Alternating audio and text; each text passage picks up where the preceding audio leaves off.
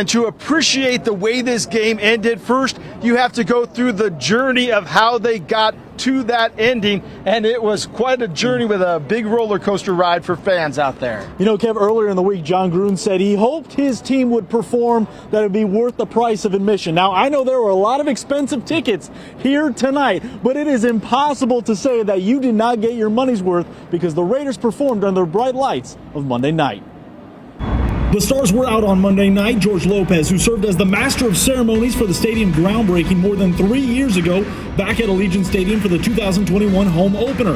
Gladys Knight with the national anthem honors, while former Governor Brian Sandoval lighting up the Al Davis Memorial torch. Starting the first, 4th and 1 for the Ravens. They gave us to Tyson Williams. This guy was a 4th-string running back a month ago. Here he is, cutting through the Vegas defense like warm butter. A 34-yard touchdown, 7-0 Ravens after 1. Second quarter, Raiders offense continues to struggle. Lamar Jackson, he does not. Showing off the fancy footwork to escape the pressure. Rolls out and fires a frozen rope to Marquise Brown. 14-0 Roadies. The Raiders would respond and get on the board late in the half thanks to Josh Jacobs putting his head down and pushing the pile till he hit pay dirt. Under 2 to play in the half. 4th and 1, Ravens going for it again, but this time it gets blown up by KJ Wright. That gives Vegas the ball back and leads to a Daniel Carlson field goal.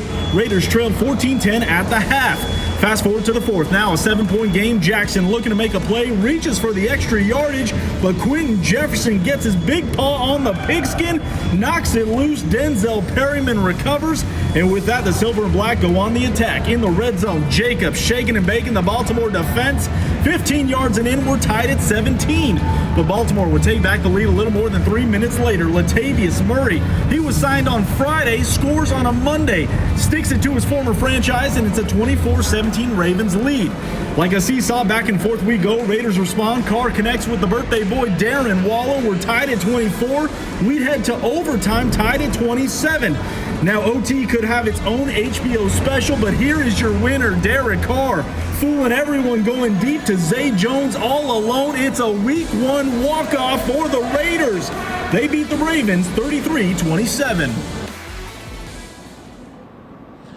Now, Kev, tonight's game was always going to be memorable for a myriad of reasons, but now it's going to stick out for the instant classic that this game was, creating memories here at Allegiant Stadium. And to give you an idea of just kind of those memories, you know it's a good game when Derek Carr brings out the family and takes a few photos before they head home. Yeah, certainly a lot of smiles on the Carr's family face, and for big superstars like Derek Carr, like Darren Waller, it was somebody who's kind of gone under the radar that made the game-winning catch in overtime. His name is Zay Jones.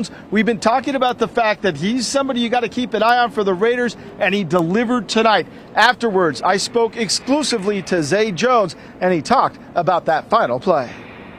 All right, Zay Jones, the game-winning touchdown in overtime. Take us through that crazy last play there where you guys got the playoff and got the score. It was an unbelievable finish. I've never been a part of a game like that, but it was an awesome time. But it was a bunch set, and I had the deep route, and I just got a good release, a clean release. Derek looked at me and said, "Let's go." And so I kind of looked at him too. I knew what time it was, and perfect ball, perfect execution, great blocking, great call, and I was just the end product of it. It was pandemonium it really afterwards. Was. What is your thoughts as you catch that ball and everybody's going crazy? Just happy, just a lot of joy, a lot of hard work just in that game alone, and then throughout the offseason and everything. So to have that moment and to share it with my teammates was a very surreal feeling.